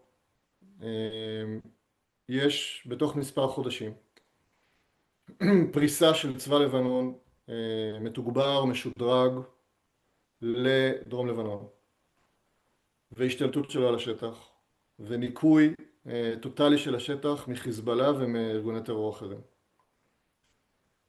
בסיוע של איזשהו כוח בינלאומי, ובמעורבות של צה"ל. יכולה להיות גם כן בכל מיני מדרגות, החל מרק מודיעין ועד ממש ביצוע משותף. ובמצב הזה, מצד אחד כנראה ששוב, אפילו בתנאים הכי טובים, יהיה קשה לרמטכ"ל להגיד אחרי, נגיד, לא יודע מה, סתם 3 חודשים כאלה, שהוא יכול להגיד בוודאות שאין יותר מנהרות חודרות מלבנון לישראל.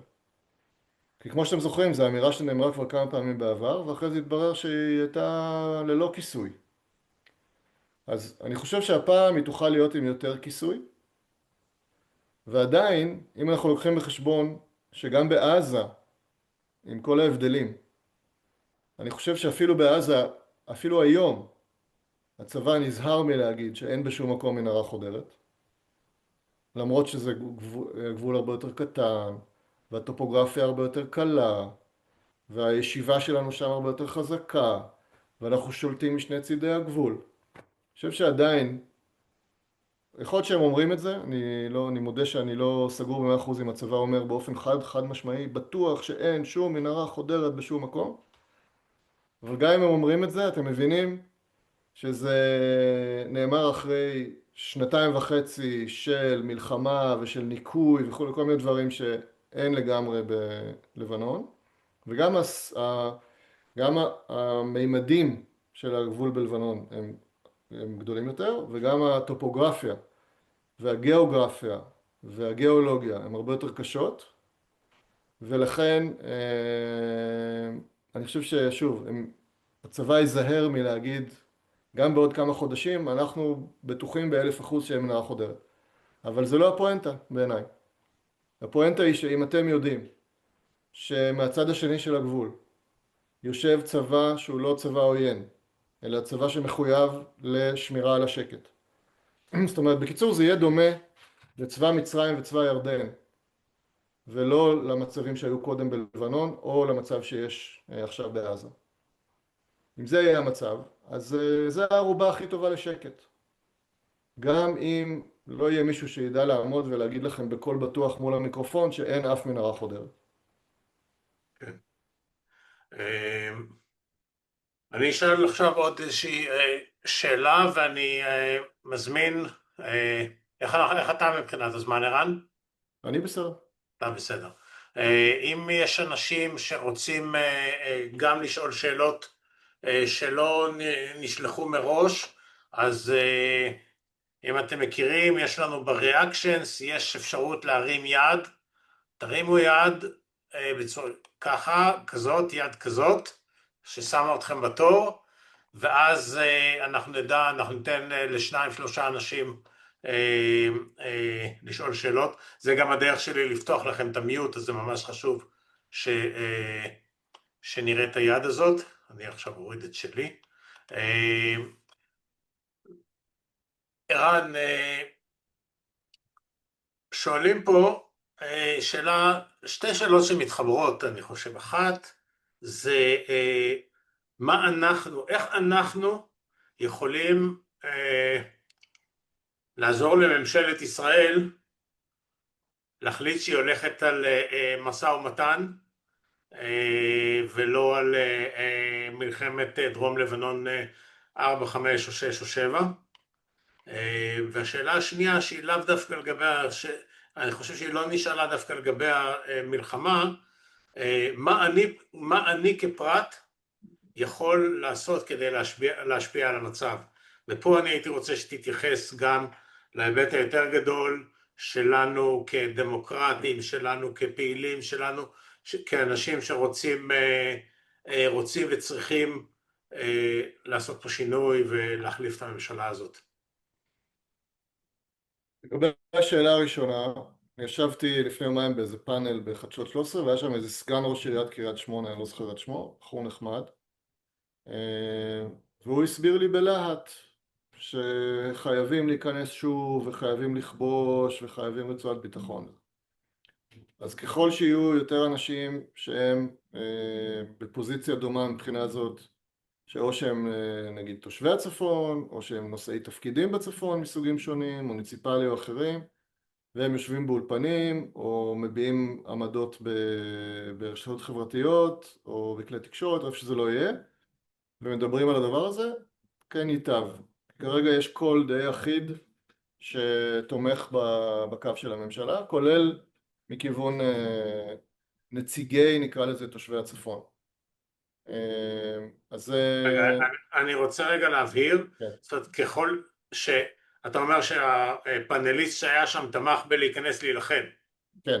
ואתה אומר שבעצם צריכים להיות לא יותר היה, קולות, אני הייתי מולו, אבל היה טוב אם היה שם גם איזה מישהו שהיה מולו מאותה פוזיציה, כאילו. אם היו אנשי הצפון שיושבים... אני סגן ראש עיריית חצור, ואתה סגן ראש עיריית קריית שמונה, אתה חושב שצריך להיכנס, אני חושב שצריך הסכם. זה מייצר מסגור טוב לדיון. כן, כן, רציתי. אז ככל שיש כאלה, זה טוב. וגם אם זה לא פוזיציה רשמית, גם אם זה, לא יודע מה, מוביל של, לא יודע מה, ראש קהילה של קיבוץ, או whatever, כל דבר שנותן איזשהו voice שהוא יותר מאשר של בן אדם אחד. וגם של בן אדם אחד זה בסדר, אוקיי? התקשורת היום היא כל כך, לא רוצה לתת לזה שמות, אבל כאילו מספיק שיבוא בן אדם אחד עם איזה סיפור צבעוני, לא יודע מה, נולד לו החלאה של תרנגולת וברווז בלול, וזה מה שמביא אותו לאולפן, ואז הוא מדבר על זה שצריך הסכם, זה גם טוב. כן, צערי זה סוג הדברים שמביאים היום לאולפנים. אז זה לגבי זה. באופן יותר כללי, מה ששאלת, מה אנחנו כדמוקרטים יכולים לעשות וכולי, אז אני אחלק את זה לשני חלקים. החלק הראשון נוגע לשאלה של מה עושים עד הבחירות, והחלק השני ידבר על מה עושים בהקשר של הבחירות. או, כן, נגיד ככה. אז יש עולם אחד שאומר, טוב, הולכות להיות בחירות ב-27 באוקטובר, ועד אז אנחנו צריכים לרכז את כל המאמצים שלנו רק בבחירות האלה, והנה יש חמ"ל בחירות, והנה יש משמר בחירות, והנה יש מיליון ארגונים טובים וראויים שעושים עבודת קודש לקראת הבחירות האלה, ואנחנו נשקיע את האנרגיה שלנו בהם. אז קודם כל אני בעד, אבל אני רוצה לומר שבעיניי יש בזה גם בעיה. ואני חושש מאוד מהתהליכים שממשיכים להיות מואצים בתקופה שמעכשיו ועד אוקטובר. וזה כמובן לא חשש תיאורטי, זה חשש מאוד מעוגן בעובדות. רק השבוע נתניהו מביא שוב איזו שרשרת של חוקים, כולל פיצול היועמ"ש, כולל עוד איזה 3-4 דברים אחרים במסגרת ההפיכה המשטרית, שהוא ממשיך לקדם אותם, תחת אש. ובעצם נוצר מצב שאנחנו יושבים במקלטים, והוא ממשיך להחריב את הדמוקרטיה. אז זה מצב שהוא מאוד בעייתי, ואני לא מציע שנשלים איתו. עכשיו, מה בדיוק אפשר לעשות? שאלה קשה. אבל אני אומר, קודם כל בוא נבין שלהגיד, אוקיי, אנחנו נערכים לבחירות, זה הכרחי, אך לא מספיק. אנחנו צריכים להבין שהוא כל הזמן חופר מנהרות מתחתנו, מתחת לדמוקרטיה, ואנחנו חייבים לבלום את זה, בכל האמצעים. אז זה אמירה ראשונה. אמירה שנייה, לגבי כן בהקשר של הבחירות ובהקשר הפוליטי הרחב, כי השדה הזה, הפוליטי, מפלגתי, הוא כמובן שדה רלוונטי. ופה מצטער, אורי, אתה שמעת אותי כבר 1000 פעמים, ואולי יש עוד אנשים שכבר שמעו אותי, אבל זה המרשם שלי. לי יש מרשם של 3 תרופות למחלה הפוליטית, נקרא לזה ככה, ששמה נתניהו והקואליציה שלו. אחד, אני אדבר רגע על המסגור של השיח ועל הדרישות שצריכות להיות לנו, מכל ראש מפלגה ומכל מי שרוצה להיות חבר או חברת כנסת, ומכל פוליטיקאי ומכל מי שיש לו איזשהו תפקיד או משקל בשיח הציבורי. הדרישה הראשונה זה דה-לגיטימציה לנתניהו. דה-לגיטימציה במובן הכי רחב והכי עמוק. זה אומר שאסור לשבת איתו בשום קואליציה. זה אומר שהוא פסול מכל וכל, לכל קונסטלציה פוליטית שהיא, לכל תפקיד ציבורי שהוא. יש מקום אחד שהוא ראוי לשבת בו, וזה בכלא. ולשם צריך לשלוח אותו עד סוף ימי חייו, וזה מה שצריך לקרות אחרי הבחירות. שום דבר אחר הוא לא קביל. ואני רגע מוסיף על זה משהו שנחשף אתמול, ואני מזמין אתכם לקרוא. רומי, את מוזמנת להדביק את זה פה שוב. את הכתבה של, את הטור של עמית סגל מישראל היום אתמול, אני מציע לקרוא. רומי יצא, אז תשלח לנו אחר כך ואנחנו נשלח את זה. הטור, אתם יכולים לראות, אני אשלח אחרי זה, אבל זה בעיקרון באתר של ישראל היום, יש כל שבוע טור פרשנות של עמית סגל, ובטור של אתמול הוא חשף את הפלן בי של נתניהו במקרה והוא לא יזכה בבחירות. כי הרי מה קורה? אם הוא יזכה בבחירות, אז אנחנו יודעים מה יהיה. כל מה שראינו בשלוש שנים האחרונות, רק במכפלות. הפיכה עד הסוף, ביטול הרשות השופטת, ביטול מוסד היועמ"ש, הנצחת שלטונו של נתניהו עד סוף חייו, לפחות. על כל מה שמשתמע מזה. אז זה אם הוא מנצח. אבל אם הוא לא מנצח, הוא כמובן לא מתכוון להגיד, אוקיי, הפסדתי, אז אני נושא נאום פרישה והולך לביתי. הוא הולך לתפוס את הרצוג, שלצערי כנראה יענה אפילו בלי לחץ פיזי מתון, ולעשות שיחות בבית הנשיא על מתווה הנשיא 2, שיכלול 3 דברים. הדבר הראשון זה ביטול המשפט. הדבר השני זה הקמת ועדת חקירה שלא תהיה ממלכתית. והדבר השלישי זה רפורמה משפטית בהסכמה. ועל זה הוא ינסה להחתים את מי מראשי מפלגות הקואליציה, האופוזיציה, אחרי הבחירות, שיהיו מוכנים לחתום. בין אם זה בנט, בין אם זה ליברמן, בין אם זה גנץ, אם חס וחלילה הוא יהיה איכשהו ימצא את דרכו לתוך הכנסת, וכל מי שיהיה מוכן לחתום. אפילו מחמוד עבאס. מבחינת נתניהו הרי אין לו בעיה להלבין אותו. אתם מבינים? זאת אומרת, אם נתניהו מנצח, אז זה שלו. ואם הוא לא מנצח, אז הוא יעשה תרגיל שיביא לו את הניצחון. ואני חושב שאנחנו צריכים לדרוש מאנשים כמו בנט, וכמו אייזנקוט, וכמו לפיד, וכמו ליברמן, לנצל את החשיפה הזאת של עמית סגל, סלש נתניהו, כי ברור שזה בא משם. להגיד, אנחנו רוצים גם התחייבות שלכם, שאתם לא תעשו איתו שום דיל, על שום חנינה, ועל שום ביטול משפט, ועל שום עסקת טיעון, ועל שום ועדת חקירה, ועל כלום ושום דבר. זה הכל נושאים שהבחירות יכריעו לגביהם. ואם אכן הבחירות יסתיימו כפי שאנחנו מקווים, ואתם תהיו בקואליציה, אז אתם לא נכנסים איתו לשום משא ומתן. אתם זורקים אותו הביתה ולכלא. אז זה דבר ראשון. ואתם מבינים שהם רחוקים מזה כרחוק מזרח ממערב, כן? הם כולם כרגע אפילו לא מוכנים להתחייב שהם לא ישבו איתו,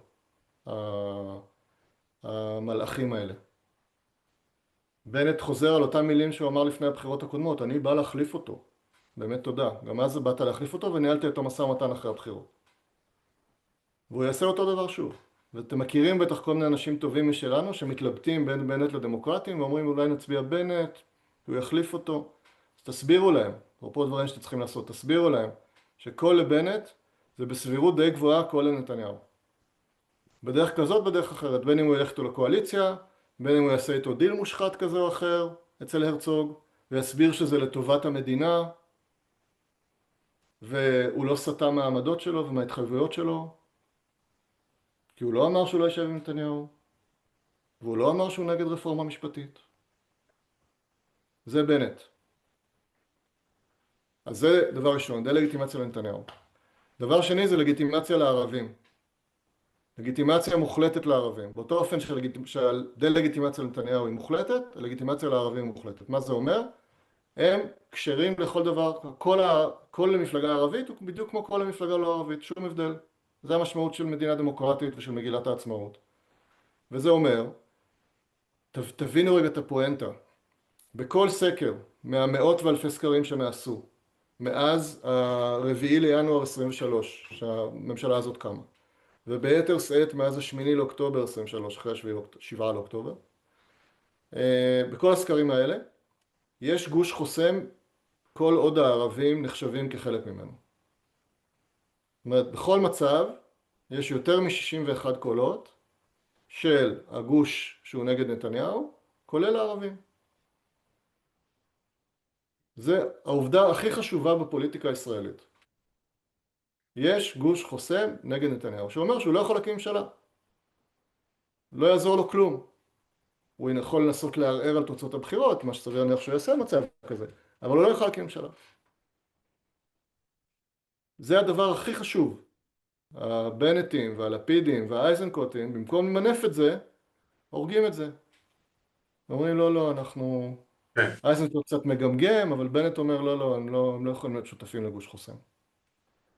אז דבר ראשון חייבים לשבור את זה, ולהגיד, כן, גוש חוסם הערבים. אתם יודעים מי האחרון שעשה את זה? יצחק רבין. וככה הוא עשה את הסכמי אוסלו. ואתם יודעים מי עוד היה עושה את זה בלי להניד עפעף? נתניהו. בנימין נתניהו. ואולי הוא גם יעשה את זה.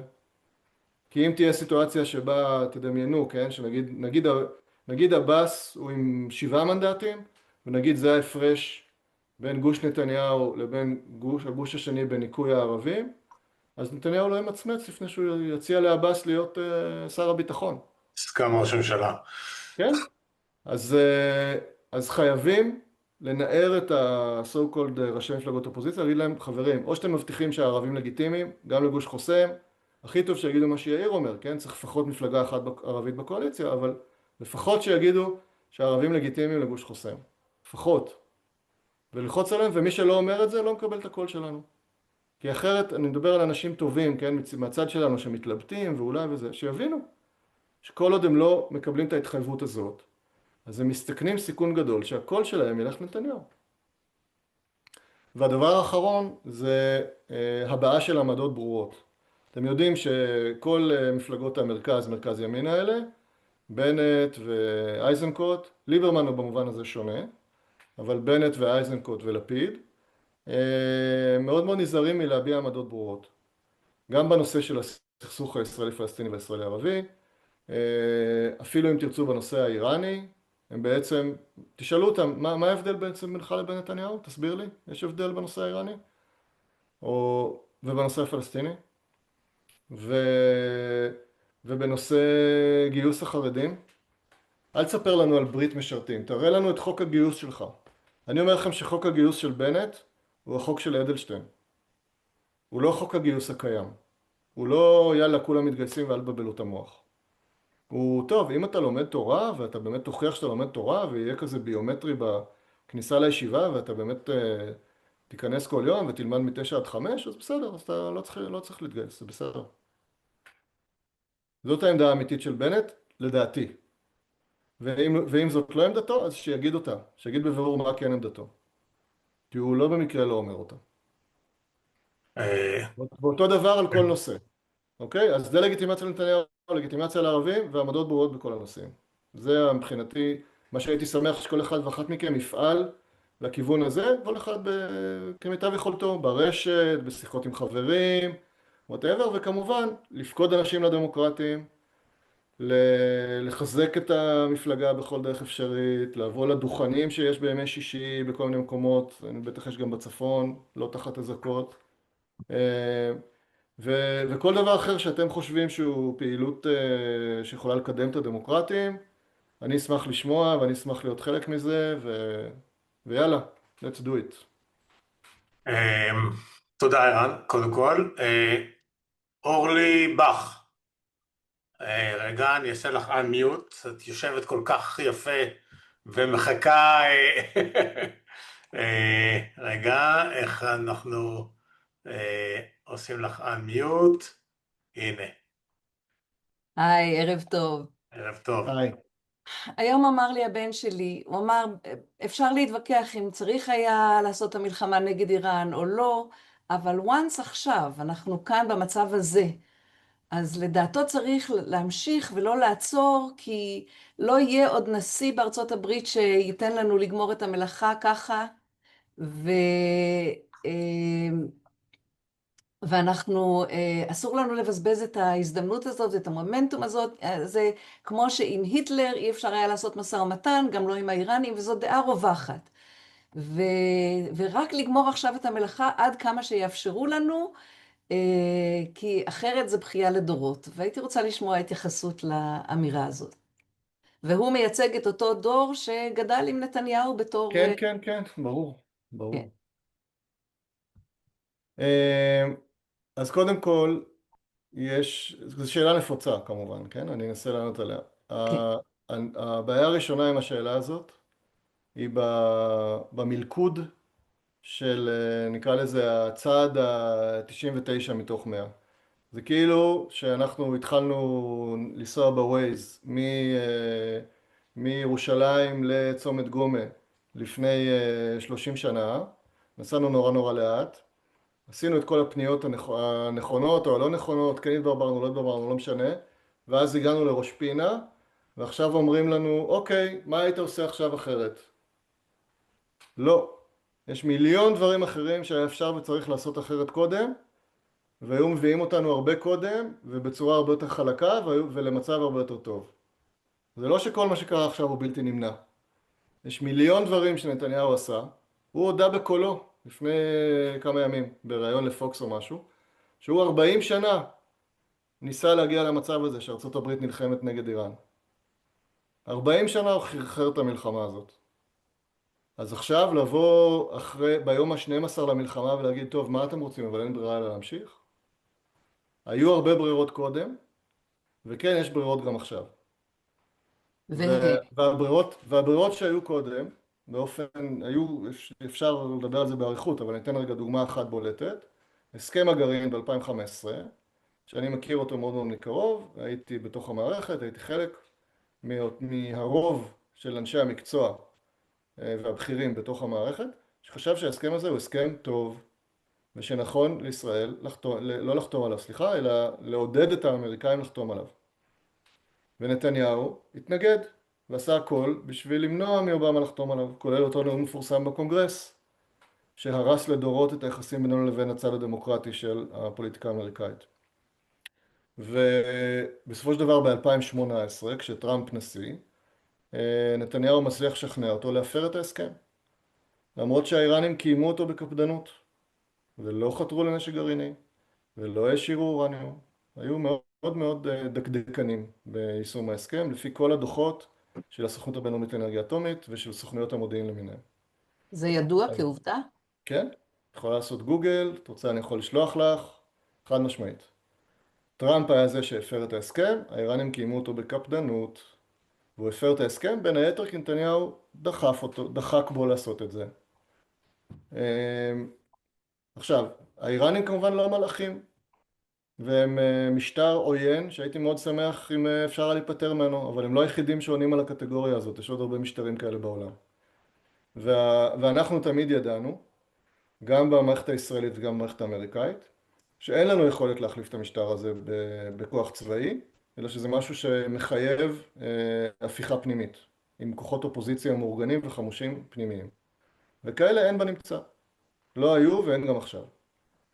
ולכן כשטראמפ ונתניהו באו לצבאות שלהם או לממסדים הביטחוניים שלהם בחודשים האחרונים, אמרו להם תביאו לנו תוכנית לשינוי משטר באיראן, אז גם הרמטכ"ל האמריקאי וגם הרמטכ"ל הישראלי וגם ראש ה-CIA, ואני מניח שגם ראש המוסד, אמרו אנחנו נורא מצטערים, אבל אין לנו תוכנית כזאת, אי אפשר.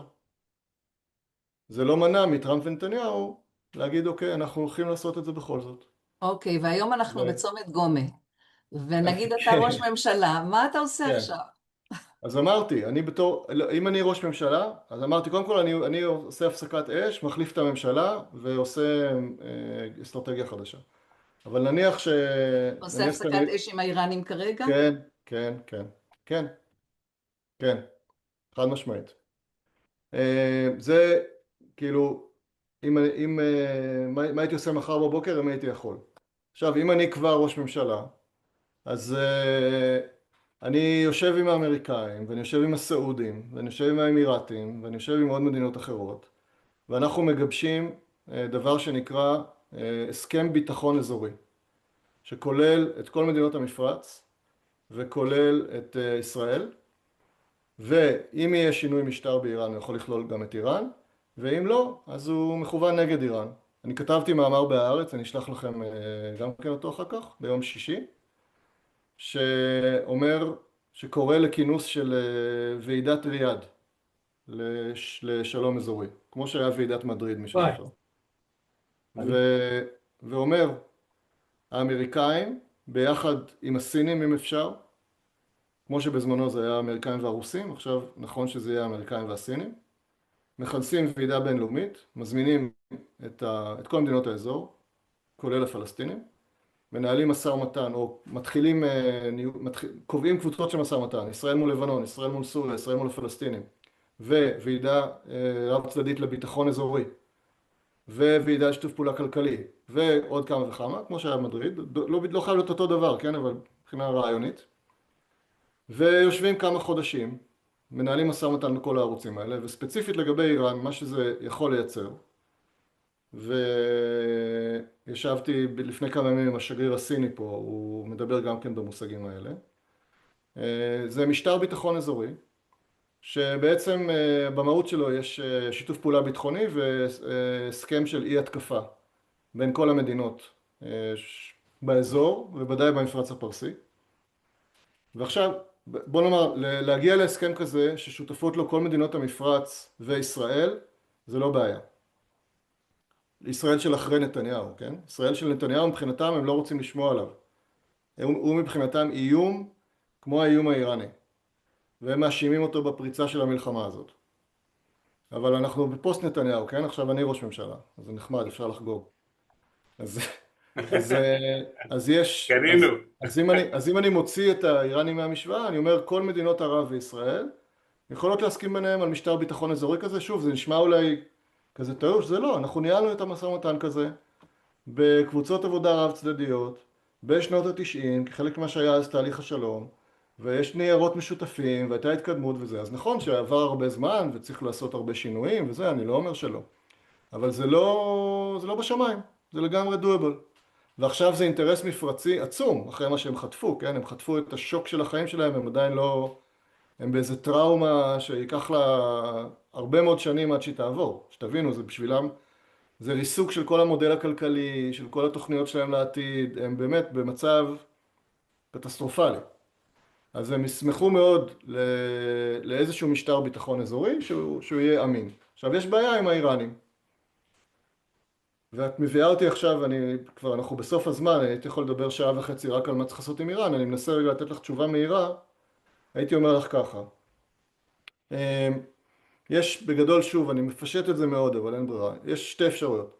אפשרות אחת, שהמשטר קורס, אוקיי? בין אם זה קורה באופן כזה, או לא משנה, המשטר קורס ומחליף אותו איזשהו משטר אחר, שהוא משטר שאפשר לדבר איתו ואפשר להגיע איתו להסכמים. זה לא סבירות גבוהה, אבל היא קיימת. אגב, זה יכול להיות אפילו שעם המשטר הזה אפשר, אני לא יודע.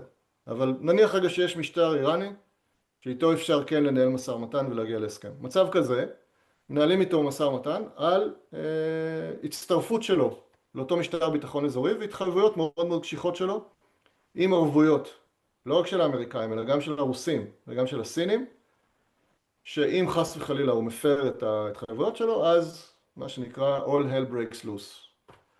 זה המצב, נקרא לזה, יותר קל.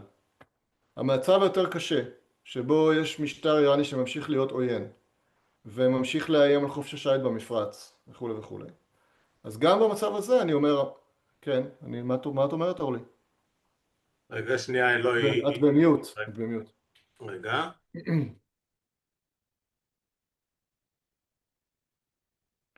אורלי, תעשי אנמיוט. אורלי, תעשי אנמיוט. כן, מה את אומרת? לא, לא, את במיוט. את במיוט.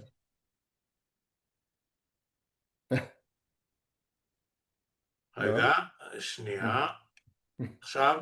או, עכשיו, כן.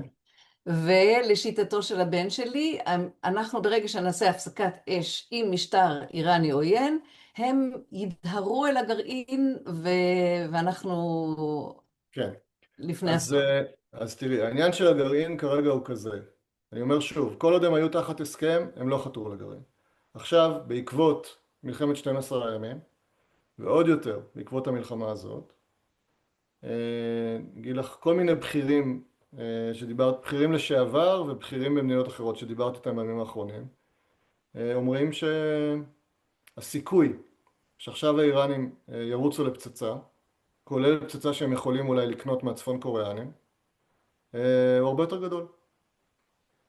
ולכן, אם תרצי, מה בינתיים השורה התחתונה של המלחמה הזאת? השורה התחתונה של המלחמה הזאת זה שהחלפנו חמינאי אחד בחמינאי אחר, יותר קיצוני ופחות מנוסה ויותר תלוי במשמרות המהפכה, והגדלנו את הסיכוי של איראן יהיה גרעין.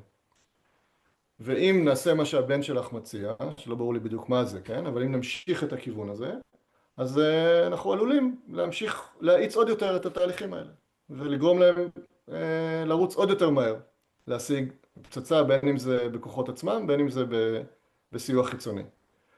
ואני יודע שזה נשמע רע, אבל זאת המציאות, וזה לא רק אני חושב ככה, אז חושבים ככה הרבה מאוד מומחים, אפשר, כאילו, אין בעיה לעשות גוגל ולראות מלא מומחים שאומרים את זה. ולכן, מראש לא היה צריך לצאת למלחמה הזאת, שוב, אבל מרגע שכבר הגענו לנקודה הזאת, אז כרגע מה שצריך לעשות זה לנסות ולכלול, נקרא לזה, איזה משטר איראני שזה לא יהיה, כולל הנוכחי, באיזשהו סט של התחייבויות קשיחות, עם כמה שיותר ערבויות, עם כמה שיותר משטר פיקוח, עם כל מיני אמצעים כאלה שהם קיימים ושהם עבדו בעבר, שימנעו ממנו להגיע לגרעין, ושיגבילו את יכולות הטילים שלו, ושיגרמו לו גם לא להפעיל את הפרוקסיס. עכשיו, ולמי שזה נשמע מופרך, אז אני אגיד שערב המלחמה, לפי עדותו של שר החוץ האומני, שהיה מתווך בין איראן לבין ארצות הברית, חלק גדול מהדברים האלה, האיראנים כבר התחייבו. הם כבר התחייבו שהם לא יעשירו אורניום ושהם יוציאו את החומר הקיים למדינה שלישית. הם התחייבו שהם לא יתקפו את ישראל. והם התחייבו לעוד כמה דברים. זאת אומרת, אפשר היה להגיע עם המשטר האיראני הקודם, עם חמינאי, להסכם שהיה הסכם יותר טוב מהסכם ה-JCPOA. אבל נתניהו וטראמפ החליטו שלא. ואני חושש מאוד שאנחנו עוד נתגעגע למצב הזה.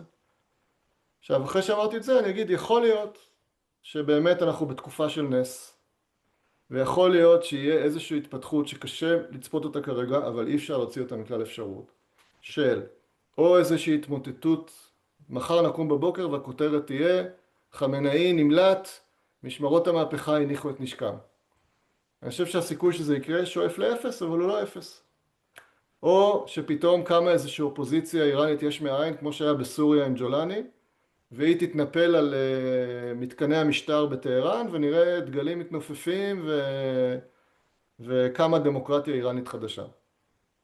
הייתי שמח שזה יקרה, אבל אני לא מכיר מישהו שנותן לזה סבירות גבוהה, ואני לא מכיר מישהו שאומר שעל זה אפשר לבנות אסטרטגיה.